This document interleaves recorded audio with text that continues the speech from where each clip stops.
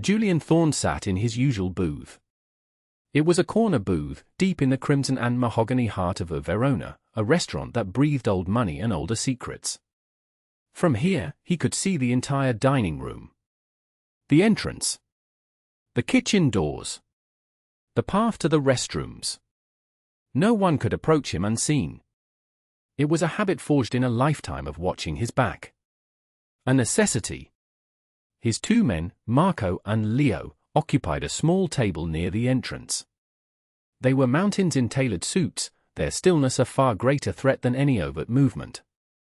They did not eat. They watched. They were extensions of Julian's will, his eyes and his fists. Tonight was like any other Tuesday. The low hum of polite conversation. The clinking of silver on porcelain. The city outside, a distant, muffled beast. Julian preferred this predictable rhythm.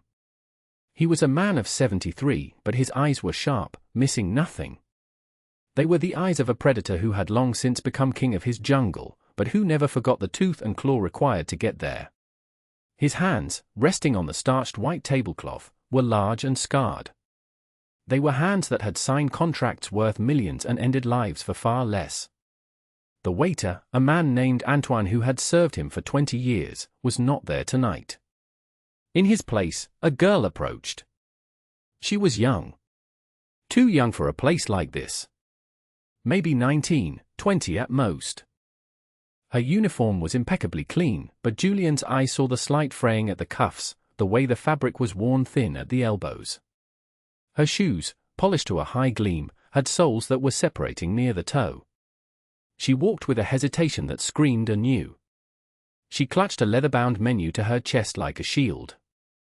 When she reached his table, her eyes darted for a moment toward Marco and Leo, a flicker of fear, before settling on him. "Good evening, sir," she said, her voice a nervous whisper. "I'll be your server tonight. My name is Ilara." Julian just nodded, his expression unreadable. She placed the menu on the table. It was new. The restaurant had redesigned it. The font was a florid, looping script, more art than text. Gold ink on heavy cream paper. Julian stared at the elegant swirls and flourishes. The word swam before his eyes. A meaningless, beautiful mess. A familiar cold shame washed over him, a ghost from his childhood in the dirt-poor alleys of the Lower East Side. He, Julian Thorne, a man who could bend the city to his will, who could make governors tremble with a single phone call, was defeated by a piece of paper. He could build empires, but he could not decipher this script. He looked up at the girl. Ilara. She was waiting, her posture rigid with anxiety, expecting his order. He could have faked it. He could have ordered his usual steak, feigned disinterest in the new offerings. It would have been easy. It would have been safe. But something in her wide, honest eyes stopped him. She wasn't looking at a legend. She wasn't looking at a monster. She was looking at an old man in a restaurant. He cleared his throat, the sound rough in the quiet space. "I'm sorry," he said, the words feeling foreign and heavy on his tongue. "I can't read this menu." The confession hung in the air. A crack in the armor. A moment of pure, unvarnished vulnerability. He saw her blink in surprise. He watched for the flicker of pity, of condescension. He saw his guards, Marco and Leo, tense at their table. They had heard him. This was a breach of protocol. A show of weakness. But the girl did not mock him. She did not pity him. A soft, genuine smile touched her lips. It transformed her face, chasing away the fear and leaving only a gentle warmth. "Oh, that font is terrible, isn't it?" she said, her voice conspiratorial. "The chef loves it, but the rest of us think he's just being difficult." And then she did something no one had done in 50 years. She broke the invisible barrier that surrounded Julian Thorne. Without asking, she pulled one of the heavy chairs from the adjacent table and sat down opposite him. Marco started to rise from his seat. Leo's hand twitched toward the inside of his jacket. Julian raised a single, steady finger. "Just an inch." It was enough. The two mountains sat back down. Their surprise was a palpable thing in the air. The girl, Ilara, seemed not to notice the silent, deadly exchange. She leaned forward, her focus entirely on him. She opened the menu. "All right," she said, her tone now bright and kind. "Let's find you something wonderful. Are you in the mood for fish, or something heartier?" She didn't just read the words. She described them. She spoke of the pan-seared scallops as if she had just pulled them from the sea herself. She described the braised lamb shank with a passion that made Julian almost taste the rosemary and thyme. She treated him not like an illiterate old fool or a fearsome crime boss, but like her own grandfather, someone to be cared for, to be helped. For the first time in decades, Julian Thorne was not in control. And he found, to his profound astonishment, that he did not mind. Stay with me until the end, because what happens next will change not only her life, but the very foundation of the city's underworld. If you're enjoying this story, please like this video and hit that subscribe button so you don't miss what we have coming. And let us know where you're watching from in the comments below. Now, let's get back to it. Julian Thorne was a name whispered in boardrooms and back alleys with equal measures of fear and respect. He was not a gangster in the modern sense. He did not deal in the sordid trades that brought ruin to neighborhoods. His business was order. He owned sanitation companies that were never late, construction firms whose sites were never vandalized, and unions whose leaders always saw things his way. He was a predator of predators, a force of nature that kept the city's chaotic underworld from spilling over into the civilian world. His word was granite. His promises were ironclad. His threats were always fulfilled. But beneath the bespoke suits and the aura of untouchable power was a boy from the slums. A boy named Julio, who watched his father, an honest stonemason, sign a contract he couldn't read. A contract that took their home, their savings, their future. His father, a man of immense physical strength and boundless kindness, had been broken by the shame of it. He never recovered. Julio learned the lesson young. Knowledge wasn't just power, the lack of it was a death sentence. He taught himself to read, slowly, painfully, in the dim light of street lamps, using discarded newspapers. But he never mastered it. Numbers, he understood. People, he understood better. But complex words, fancy scripts, they were a fortress he could never fully conquer. It became his deepest secret. A sliver of vulnerability he encased in layers of intimidation and wealth. Only a handful of people knew. Marco was one of them. He had been with Julian for 30 years, rising from a street-tough kid to his most trusted lieutenant. Marco could read a man's soul in a single glance and a legal document with the precision of a corporate lawyer. He read everything for Julian. And now, this girl. This waitress named Ilara. She had stumbled into his most private shame and, instead of recoiling, had offered a gentle, unassuming hand. He listened to her describe the menu, but he was watching her. He saw the slight tremor in her hands when she poured his water, a sign of exhaustion, not just nerves. He saw the faint purple shadows under her eyes, telling of sleepless nights. He saw the way she smiled at him, a genuine, unguarded thing in a world where every smile was a negotiation. It was a smile that did not ask for anything. It simply gave. He ordered the lamb shank she had described so vividly. When she left to place the order, his eyes followed her. He watched her interact with the other staff. She was quiet, efficient, keeping to herself. Then he saw the manager, a man with slick back hair and a suit that was a size too tight, stop her by the kitchen doors. The man's name was Rico, Julian recalled. He had inherited the manager position from his uncle, a good man who had been a friend of Julian's. Rico was not his uncle. Julian couldn't hear their words, but he could read the language of power. Rico's posture was aggressive, leaning into her space. His smile was a greasy, predatory thing. Ilara's posture was defensive. She shrank into herself, her shoulders hunched. She nodded, her eyes fixed on the floor, and then scurried into the kitchen. Rico watched her go, his eyes lingering in a way that made Julian's blood run cold. It was the look of a wolf assessing a lamb. Something ugly and familiar stirred in Julian's gut. It was the look the loan shark had given his mother after his father lost everything. A look that measured a person's desperation and calculated how much could be extracted. The meal arrived. It was excellent. But Julian barely tasted it. His mind was elsewhere. He was studying the girl, Ilara, as she moved through the dining room. She worked with a frantic, quiet energy. She never stopped moving. Refilling water glasses, clearing plates, resetting tables. He saw her pause once, near a service station, her back to the room. She closed her eyes and leaned her forehead against the cool wood of a cabinet, just for a second. A moment of pure, bone-deep weariness. Then she straightened up, pasted the polite smile back on her face, and returned to work. This was not just a college kid earning extra cash. This was a person on the edge. Someone fighting a battle he couldn't see.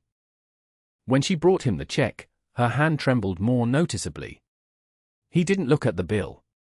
He took out a thick money clip from his pocket. It was filled with $100 bills. He pulled one out and placed it on the tray. Then he pulled out another, and another, and another. 10 of them. $1,000. He folded them neatly. Her eyes widened in disbelief. "Sir, I can't accept this," she stammered. "The bill is only." "The bill is taken care of," Julian said, his voice low and firm. "This is for your service." It was exemplary. He looked directly into her eyes. He saw confusion, gratitude, and a hint of fear. She was wondering what this meant. What he wanted in return. In his world, nothing was free. "Thank you, sir," she whispered, her voice thick with emotion. As he stood to leave, Marco and Leo moved to flank him. He paused beside the girl. "You're a good kid, Ilara," he said softly, so only she could hear. "Don't let this play spoil that." He walked out of the restaurant without a backward glance, the two human mountains trailing in his wake. But his mind was still inside, with the girl and her tired eyes. The image of her leaning against the service station cabinet was burned into his memory. It reminded him of his own mother, after a 14-hour shift at the garment factory, her hands raw and bleeding. The world was full of wolves like Rico. And it was full of lambs like Ilara. For most of his life, Julian had been a lion, ruling his own territory, unconcerned with the plights of those outside it. But the lion was old now. And the lamb had shown him a kindness he had forgotten existed. As they settled into the back of his armored sedan, the city lights painting streaks across the bulletproof glass, Julian remained silent. Marco, sitting in the passenger seat, looked at him in the rearview mirror. "Boss?" Marco asked, his voice a low rumble. "Everything all right?" Julian stared out the window, at the blur of faces and lives rushing past. He saw his father's face, etched with shame. He saw his mother's face, etched with worry. He saw Ilara's face, a fragile mixture of both. The debt. It wasn't about the meal. It was older, deeper. A debt owed to the ghosts of his past. This girl, with her simple, human decency, had presented him with a bill he never knew he owed. He had to pay it. "Marco," Julian said, his voice quiet but carrying the weight of an order that could not be questioned. "Find out about the girl. Ilara. I want to know everything. Where she lives, her family, her troubles. Everything." He paused, his gaze hardening. "And the manager. Rico.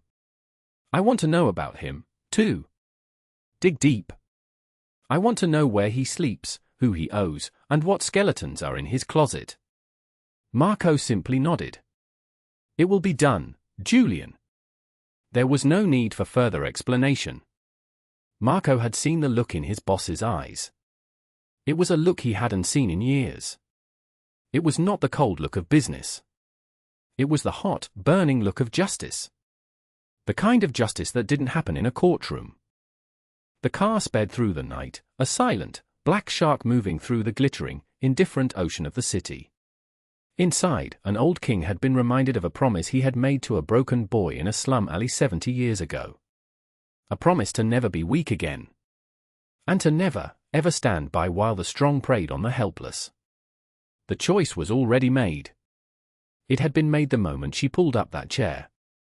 The moment she had chosen kindness over fear. Now, all that remained was the mobilization of power. The quiet, efficient machinery of Julian Thorne's world was about to be turned toward a new purpose. Not for profit. Not for territory. But for a slip of a girl with worn-out shoes and a smile that had broken through decades of hardened cynicism. He leaned his head back against the soft leather. For the first time that night, he allowed himself a small, grim smile.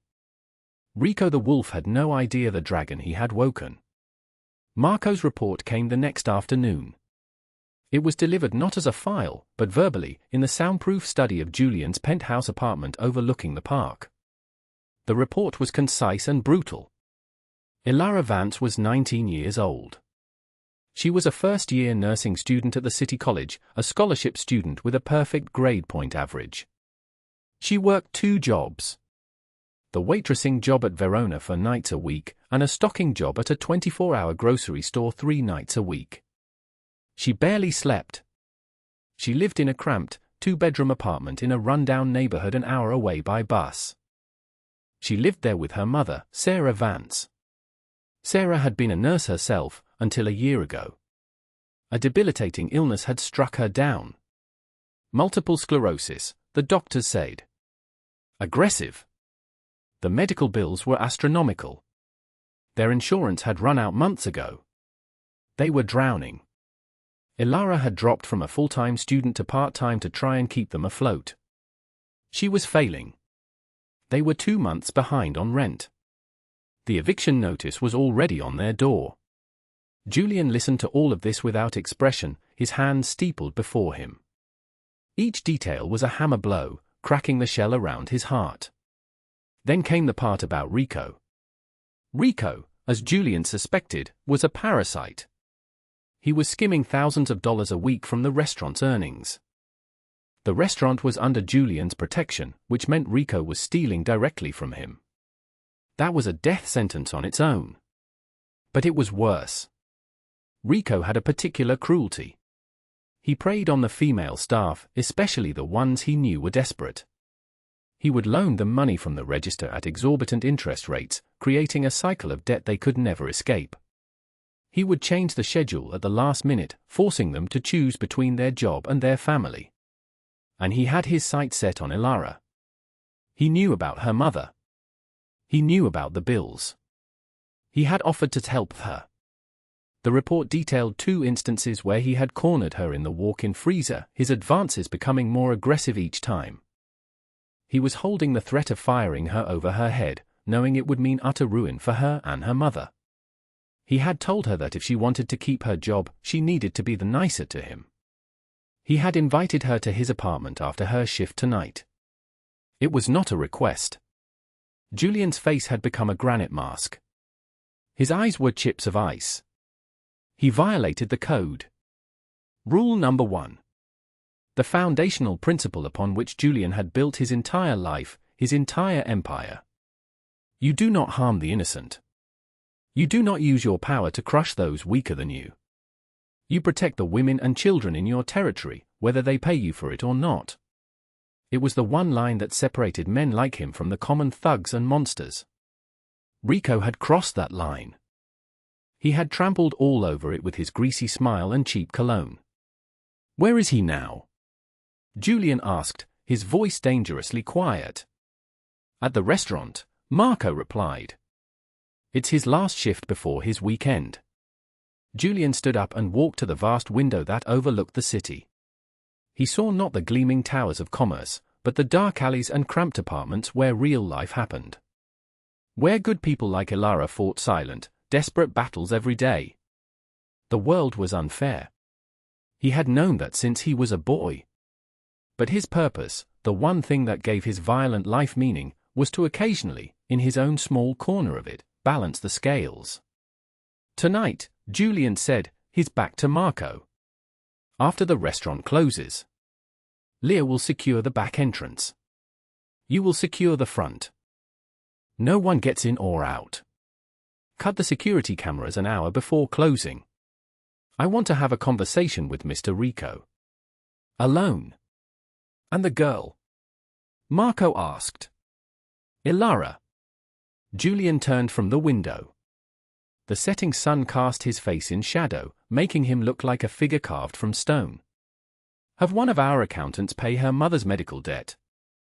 All of it. Anonymously. Pay their rent for the next 2 years. Arrange for a specialist, the best in the country, to see her mother. Fly them both there if you have to. Set up a trust fund for the girl's education. Enough for medical school, if she wants it. She is not to know where it came from. Understand?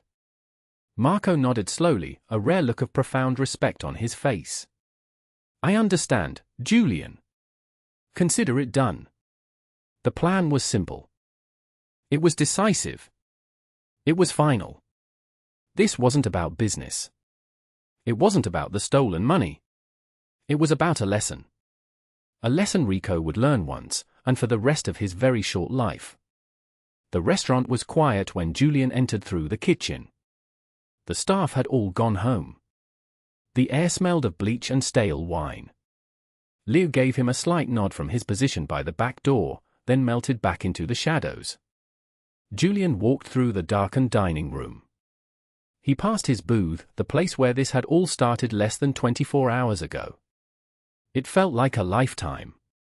He found Rico in his small, cluttered office. The door was ajar. Rico was sitting at his desk, a pile of cash in front of him, greedily separating the restaurant's earnings from his own skimmed pile. He didn't hear Julian enter. Julian closed the door behind him. The soft click of the latch made Rico jump. He looked up, his face a mask of surprise that quickly morphed into terror. Mr. Thorne, he stammered, trying to casually cover the pile of cash with a ledger. I wasn't expecting you. Clearly, Julian said, his voice a low, calm rumble.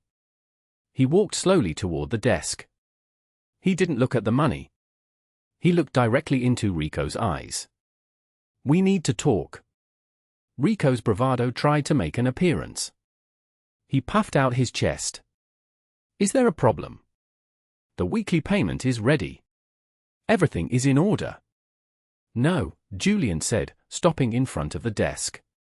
Everything is not in order. Julian reached out, not for the money, but for a small, framed photo on the corner of the desk. It was Rico with his arm around a frail, elderly woman. His mother.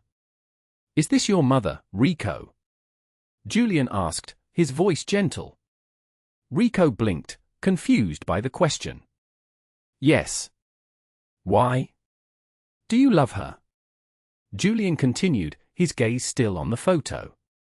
Do you take care of her? Make sure she's safe. Of course I do, Rico said, his voice defensive. What is this about? Julian placed the photo back on the desk, very carefully. He then looked at Rico, and all the gentleness was gone from his face. It was replaced by a cold, righteous fury. It's about Ilara Vance, Julian said. The color drained from Rico's face. He understood.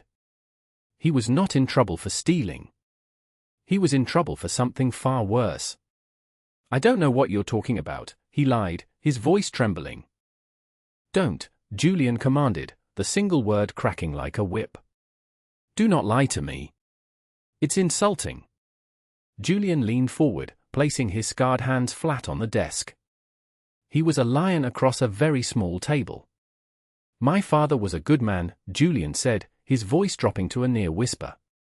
An honest man. But he couldn't read. A man like you, a man who preys on weakness, took everything from him. He used a piece of paper to destroy my family. You are using a girl's love for her sick mother to try and destroy hers.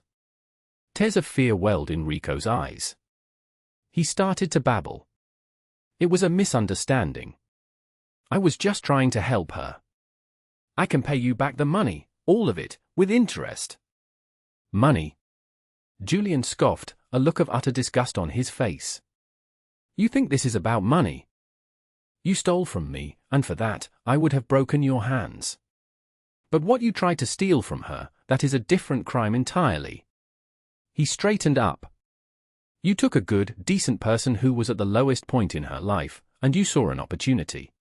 You tried to take her dignity. You tried to turn her desperation into your personal filth. There are rules in this world, Rico. Even in my world. You have broken the most important 1 inch. Julian gestured to the pile of cash on the desk.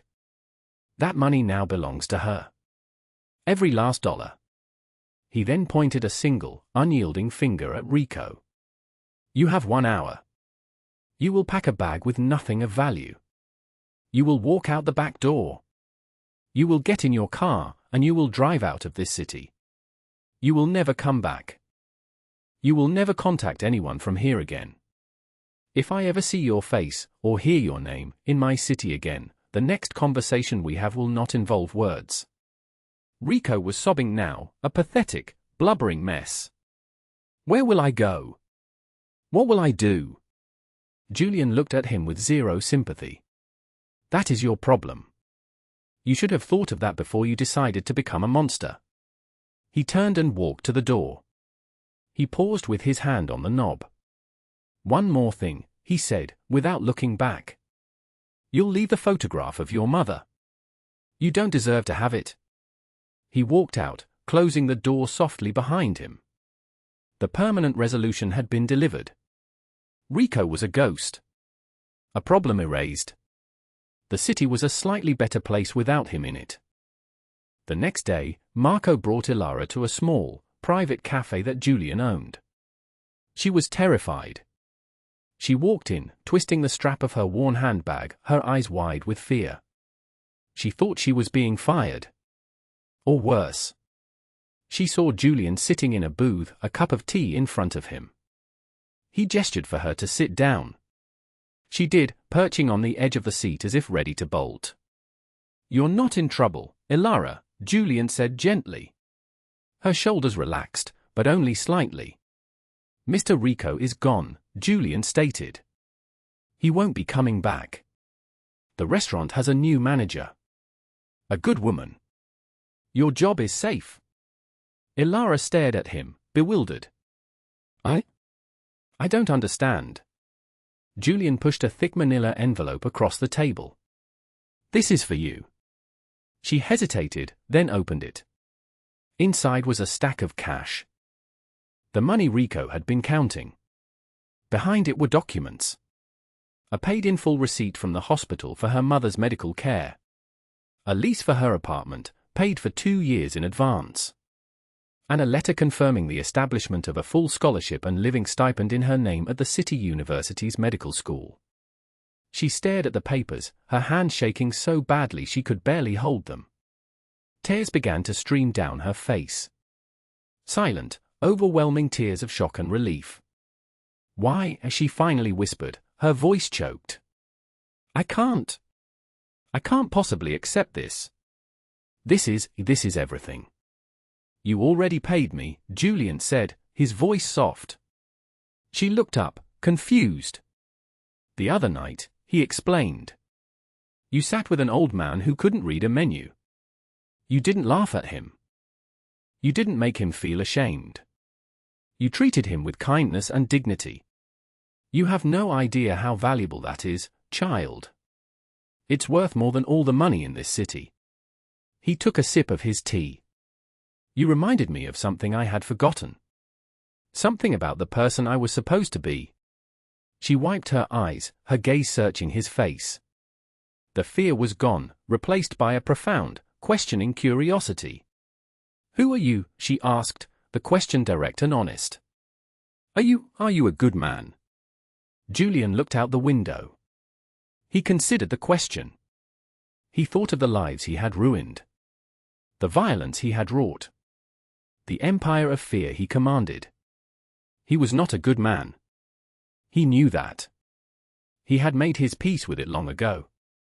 He turned back to her, his eyes holding a deep, ancient sadness. "I am what the world made me," he answered, his voice heavy with the truth of it. "But yesterday, because of you, I got to be." He slid a small, simple business card across the table.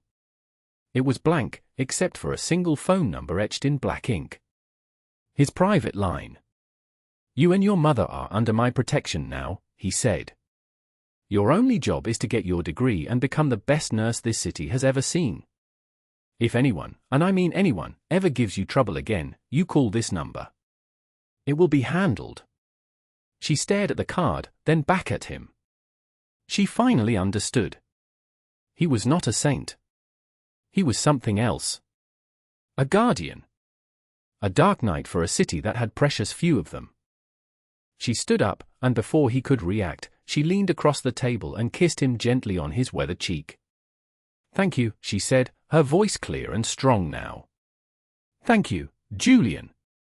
And then she walked out of the cafe, clutching the envelope that held her future, leaving the old man alone with his tea. 5 years passed. The city changed. Buildings rose and fell. Power shifted in the unseen world. But Julian Thorne remained. He was older now, slower. He spent more time in his penthouse study than on the streets.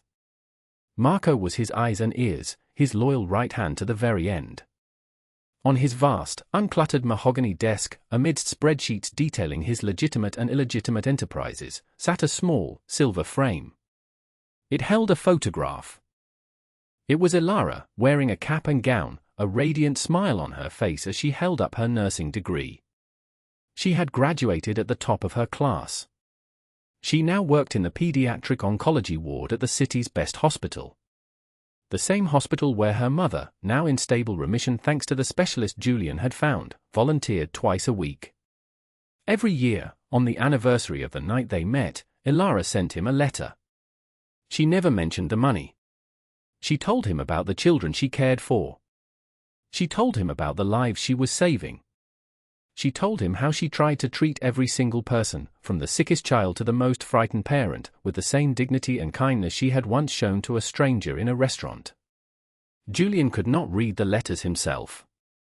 Marco would sit across the desk from him and read them aloud, his gruff voice softening with every word. Julian Thorne was a man of power, a man of violence, a man of fear. His life was a ledger written in red ink. But he had learned a profound lesson from a young waitress with tired eyes. True strength was not the ability to command or to conquer. It was the choice, however rare, to use that strength to shield the weak, to protect the innocent, to balance the scales. In a world filled with darkness, one small, unexpected act of decency had illuminated a forgotten path. It proved that redemption is not always about erasing the past, but about building a better future, and that even in the heart of the most feared lion, there is always room for the gentle courage of a lamb.